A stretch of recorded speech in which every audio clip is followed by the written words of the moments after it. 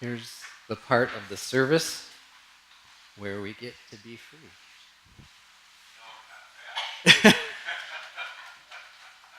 So I invite you to get centered, whatever way that means for you. Feet comfortably on the floor. Feel free to close your eyes if you wish. And be aware that this moment is a sacred moment for you. Time will slow down, and the past and the future will not seem important as you relax into your body and tune in to your spirit.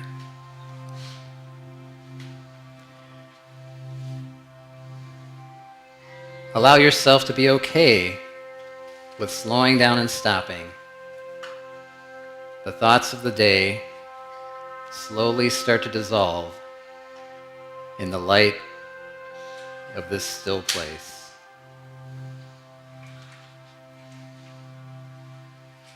The thoughts that you normally have are losing their attachment that we hold with them. And we just observe them as we gently let them go and put them down just for a moment. Your breath becomes your focus point now. As you breathe in and out, naturally pausing where you need to and feeling the stillness in that space. This place right here, right now, is free from the past or the future. It's free from judgment and labels. And there is no expectation here. This place is where your energy can be renewed and your spirit can breathe.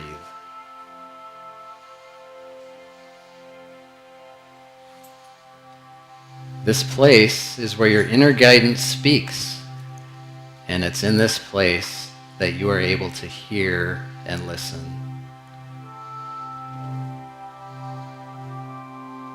This may be the first time today that you have paused and stopped. For the next few moments, in the stillness of your breathing, notice what it feels like, and notice that in this place, you are safe and you are free from want.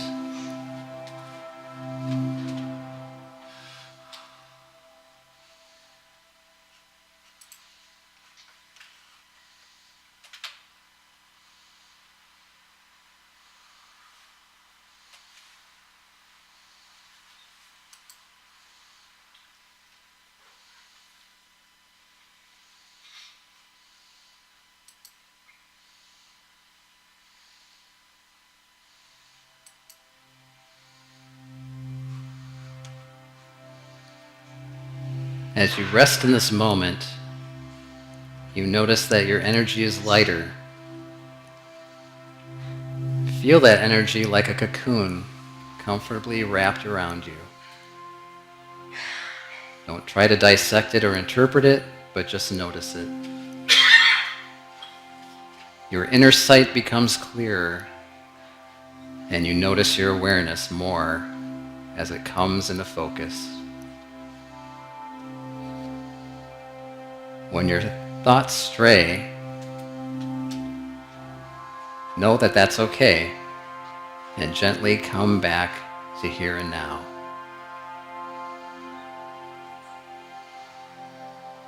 You may start noticing the gaps in your stray thoughts. Pay them attention. Those spaces where intellect and learned knowledge are bypassed, and the thread of us connecting with our spirit brushes past the thread of the universe as it gently collides in this stillness.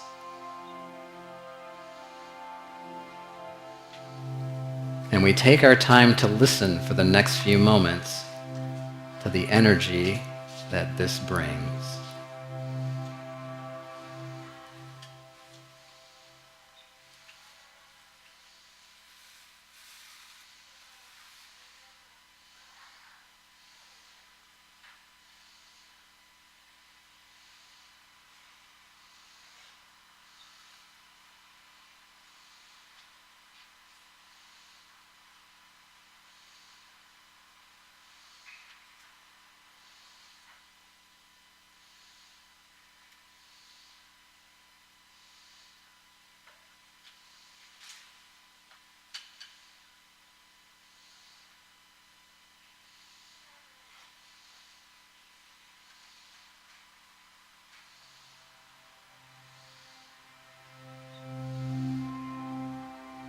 You are here because you are meant to be here.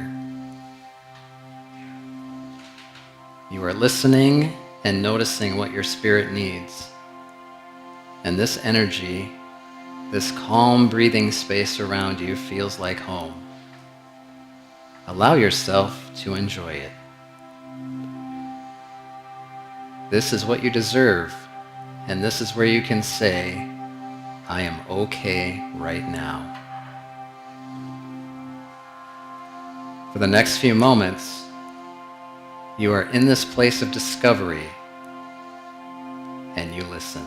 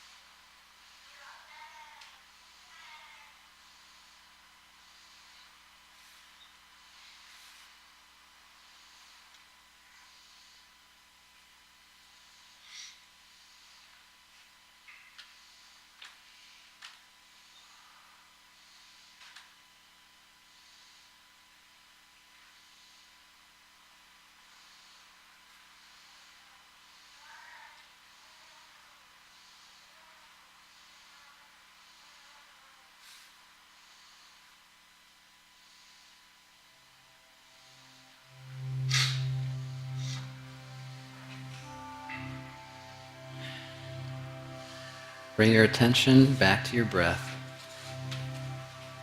Breathing deeply in and out.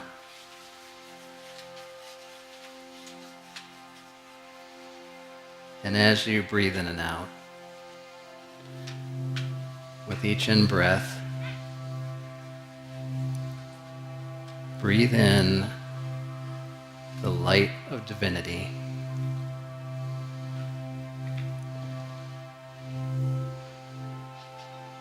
And breathe out anything that's not serving you right now.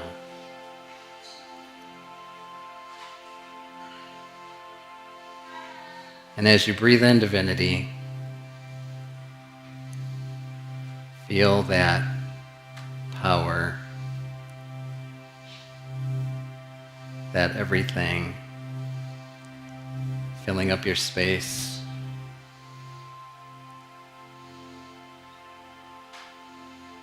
Getting into every tissue and cell of your body.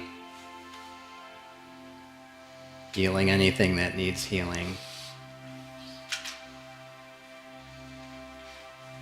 And remember that that divinity is what you are made of.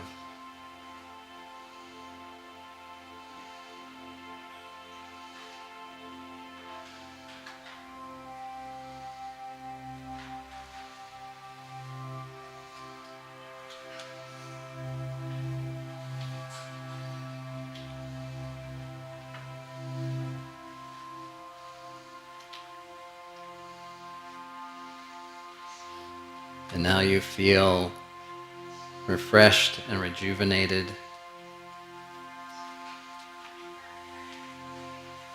Start to bring your attention back to the room, feeling your hands and your feet.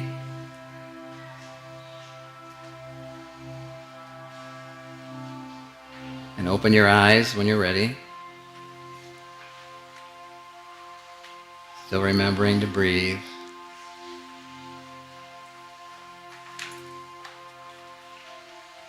And remember that you can take a break like this anytime you want by closing your eyes and focusing on your breath.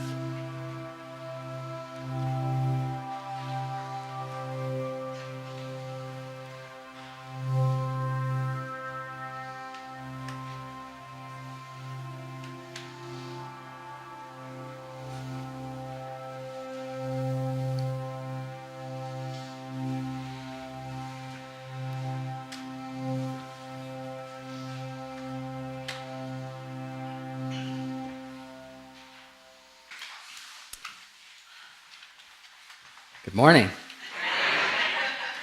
How is everybody doing today? Good.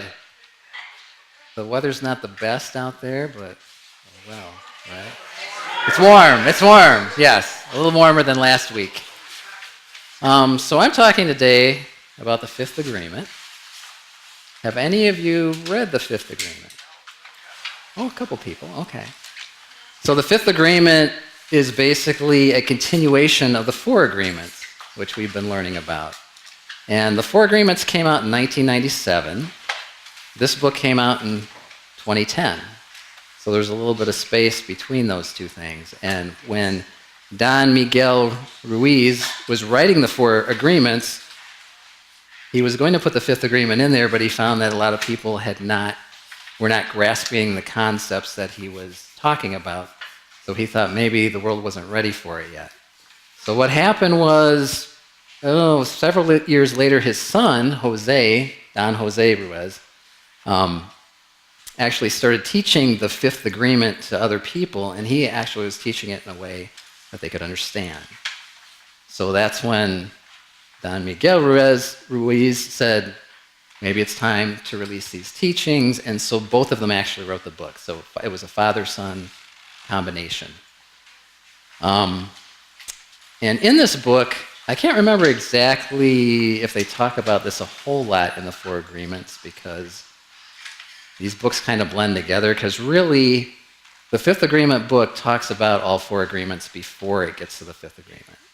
So if you haven't actually read the four agreements, or you're looking to buy the four agreements and you're kind of curious about the fifth agreement once I talk about it, if you get the fifth agreement book, the four agreements are still in there. So, spoiler alert, yeah. What he talks about in the book is he starts talking about symbols and how when we're born, we're kind of assimilated into the culture. He calls it domestication.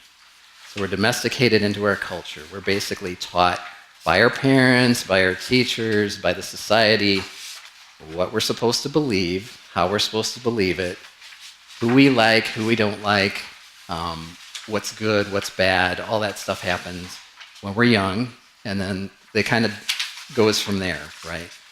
So one of the things that we're taught is we're taught symbols, and symbols become alphabet becomes words.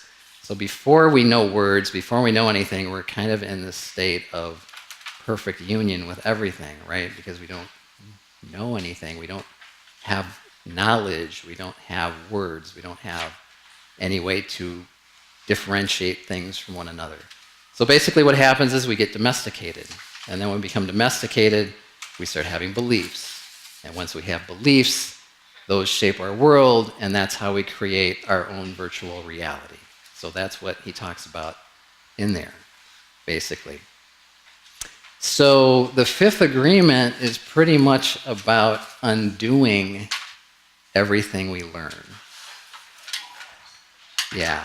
And that's really probably why he didn't introduce it right away. So one of the questions he says, like, if you were to ask yourself, like, who are you? Who am I? What am I? Who am I? A lot of people would say, well, first of all, I'm human, right? Human, that's like maybe the basic thing. And he's like, well, you would be human if you speak English, right? If you don't speak English, you don't know what that word is.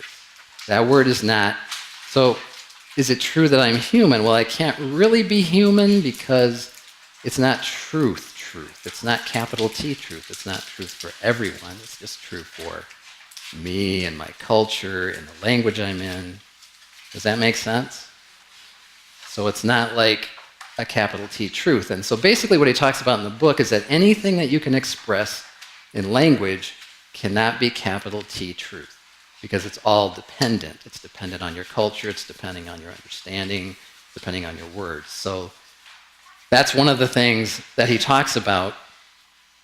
And certainly language and symbols can point to the truth and they can reflect truths, but anything that you can definitely state as a truth with words is probably not 100% true. It's probably not ultimate truth because it's clouded by language, right? And symbols and language mean different things.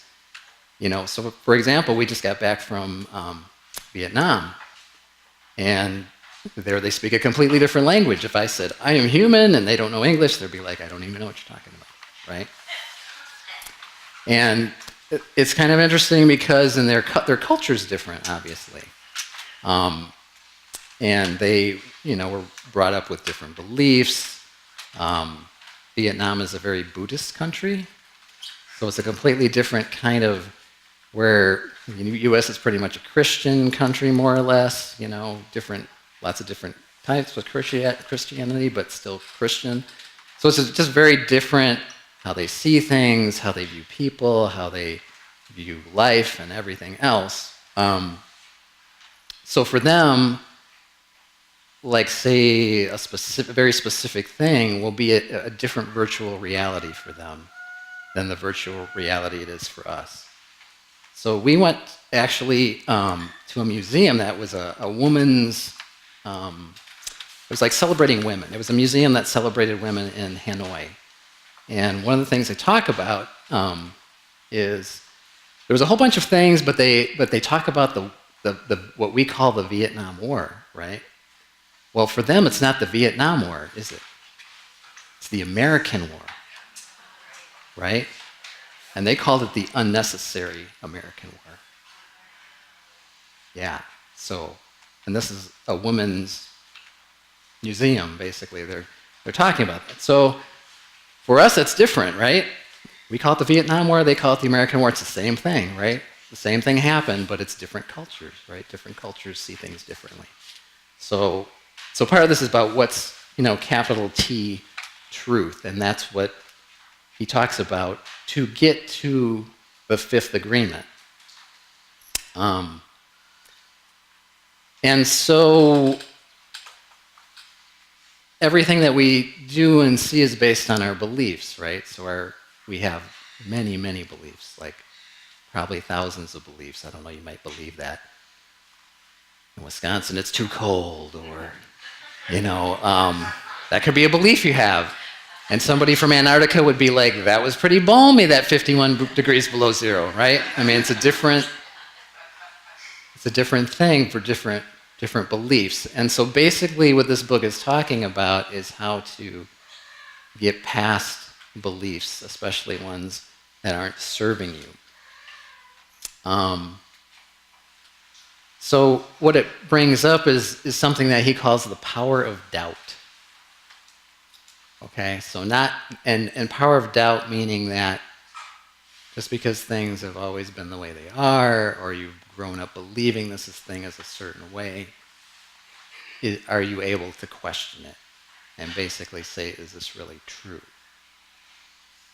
And so the fifth agreement, it's kind of interesting. The fifth agreement is almost like two things. It's not really like one thing, it's like two. And the way they word it is the fifth agreement is be skeptical. That's the first part of it. Okay, be skeptical.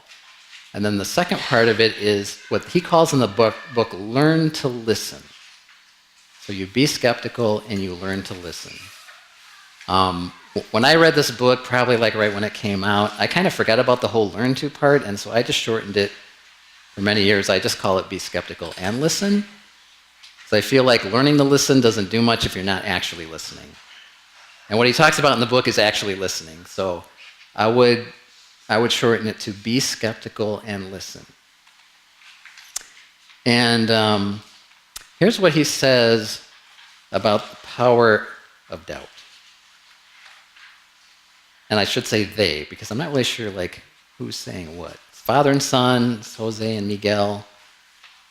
They say the four agreements are tools for your personal transformation.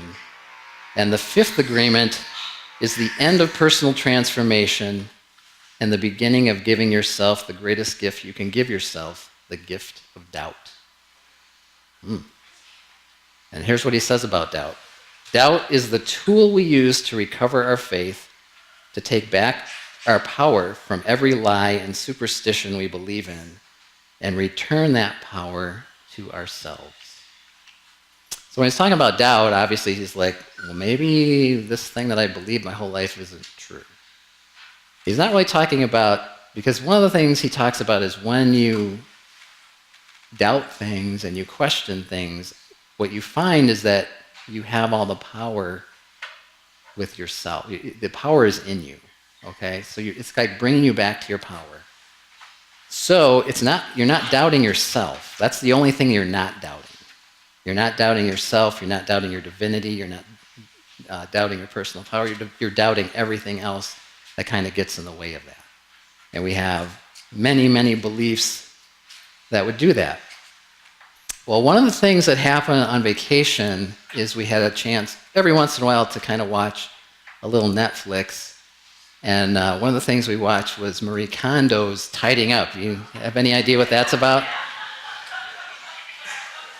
Yeah. So I thought, wow, this is pretty interesting. This could kind of tie in because if you don't know who she is a tidying up consultant. So she comes in and she has you go through all of your stuff and basically declutter everything and get organized with everything so that you can basically free up space to be happier.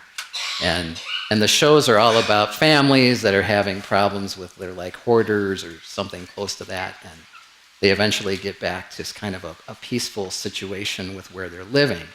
And one of the things that she talks about is if a piece of clothing or some furniture or whatever you have doesn't spark joy with you, then what you do is you lovingly, so you basically thank it for its service, and then you let it go. And you could let it go by throwing it away, you could let it go by donating it, you could let it go however you want, but you basically let it go. So I thought, wouldn't it be interesting if we did that with our beliefs? If we put all of our beliefs in a big pile and we went through each one and we said, does this belief spark joy, right? And if the belief doesn't spark joy, why would we want to have it, right? It might have served us at one point, so we might want to thank it, send it on its way, but it might be nice to tidy up our consciousness a little bit from all the beliefs that we have that might be getting in the way. And what it gets away of is, us realizing, our authentic self, our divinity. And that's basically what he talks about in the Fifth Agreement. Another thing he talks about is kind of mastery. And the mastery, well, actually, what I want to also say is that the teachings are from the Toltec, and I guess what he says is that the Toltec are kind of mystics who the whole way of it is being an artist. So basically what he says is you're the artist of your life, right? So you're creating art all the time. And you create the art through your beliefs, through your words, and that's where we get, like, the 4 agreements come in, right? So be impeccable with your word, the first one. Don't take things personally, the second one. Don't make assumptions, the third one.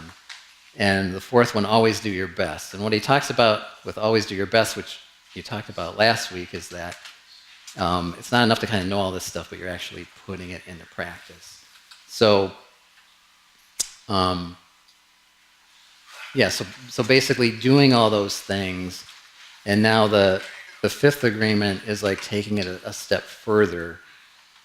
And when he talks about mastery, he talks about when you first start, like before you start doubting things, before you start figuring out what do I believe, what don't I believe. A lot of people, early on, before they have maybe a spiritual awakening or something like that, the beliefs run their lives, right?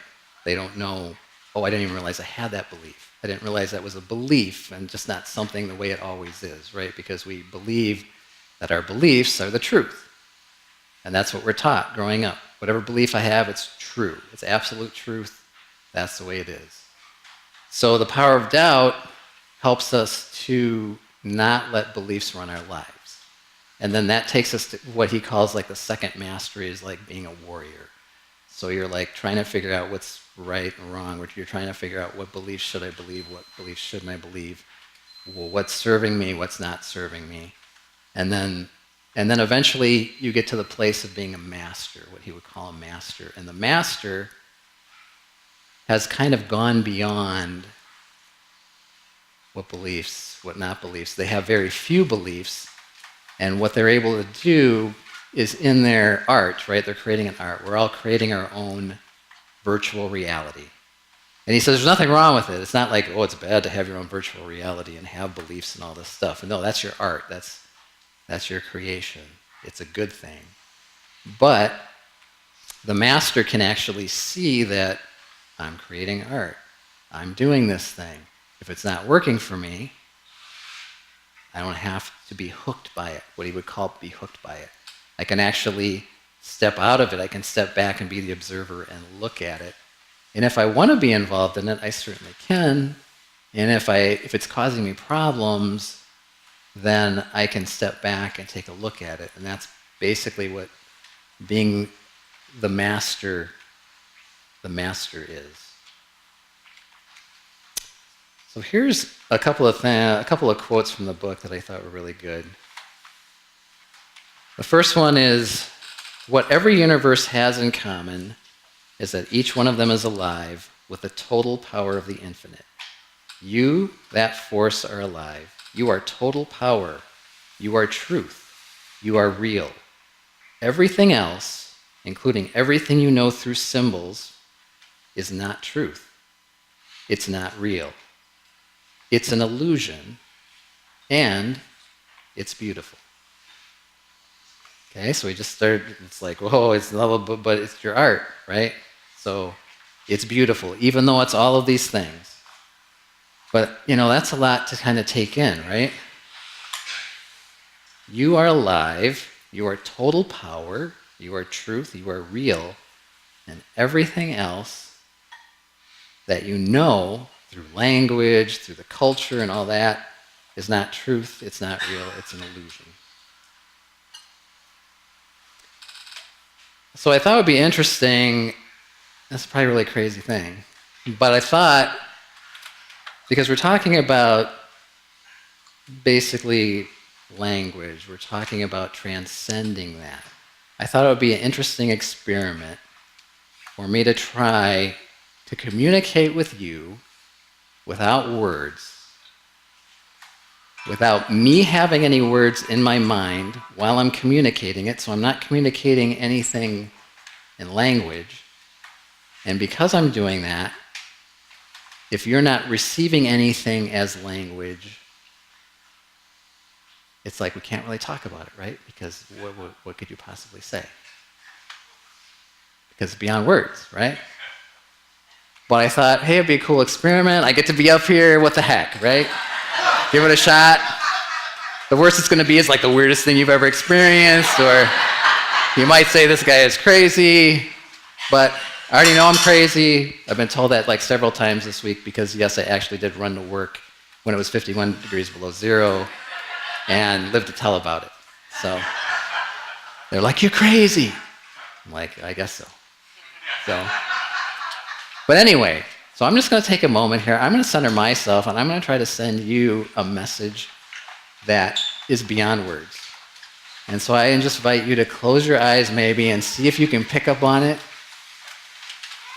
Pick up on anything. I don't know. We'll just see what happens. It's a little experiment. Okay, here we go.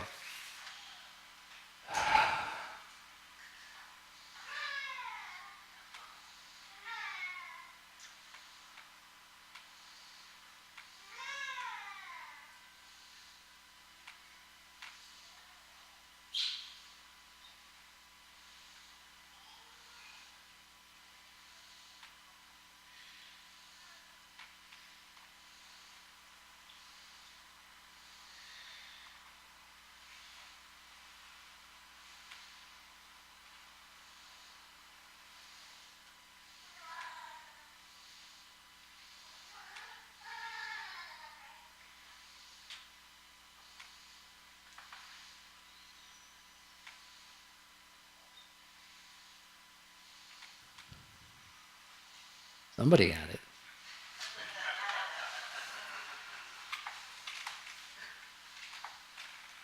All right. That was pretty cool.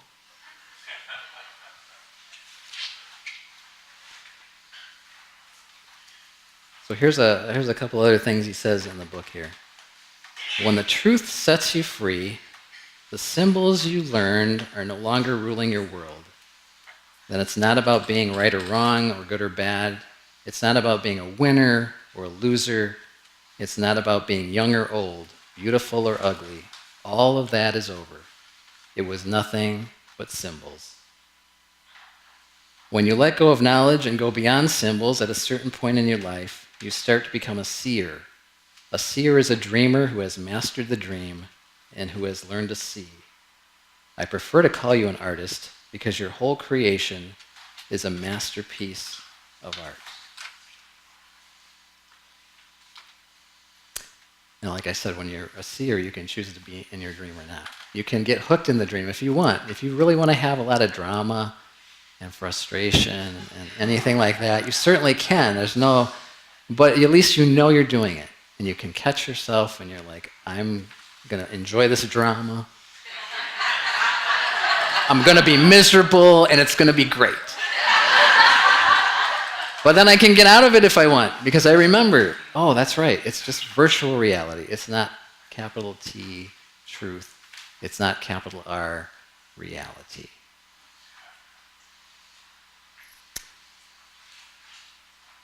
Here's another thing that he says. Once you accept yourself just the way you are, you no longer have any judgments about yourself. Once you accept everybody else just the way they are, you no longer have any judgments about them.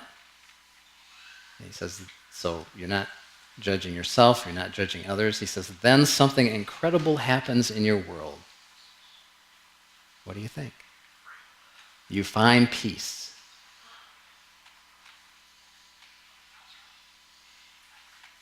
Ooh. So that's basically what this book is about. So it's about going through, questioning your beliefs, and getting to the point where you realize that if they're not serving you, there's no sense in having them, basically. And then the other part of it is listen. So what are you listening for? You're listening for other people.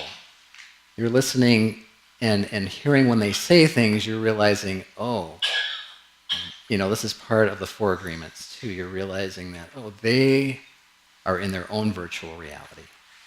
Okay? One of the things he talks about in the book is he said, if you sat down and watched the movie of your life from your perspective and you saw how it would be all about you, right? You're watching yourself. Here's me, here's all my friends, here's my family, and then let's say your brother or sister has a movie. Same thing. You're in their movie and you watch their movie, right? And you're like, hey, wait a minute. I'm not the center of this movie. And then you're like, they think of me like that? That is not what I was expecting. Or even your significant other, or your mother, or your father, or whoever, in their movie, you have a different role than you do in your movie. And if he said if you think of it that way, it's kind of shocking, right? You're like, I'm not the center of my mom's life? What? And maybe see, the other thing is that the movies are always changing, right? So maybe when I was a newborn, maybe I was, right? Grow up, move out, whatever, and probably, but still, even then, it's coming from her point of view, right? So that's basically good to know, right? That so people can have their own virtual reality, you can have yours, and what I was talking about listening is when you hear people talk and you hear them talk about their virtual reality, you realize it is their virtual reality, right? They're coming from there. They're not coming from any place else. So that's why you don't take things personally, right? Because everybody has their own little thing, and we have our own little place in everybody's little thing.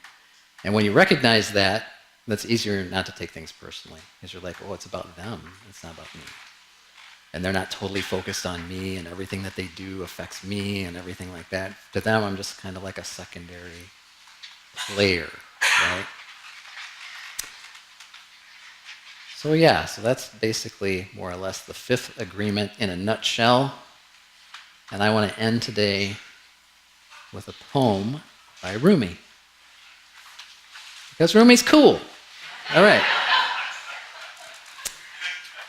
And it's short, okay? So it's not going to like 20 stanzas or anything. It's 2 lines, right? You are not a drop in the ocean.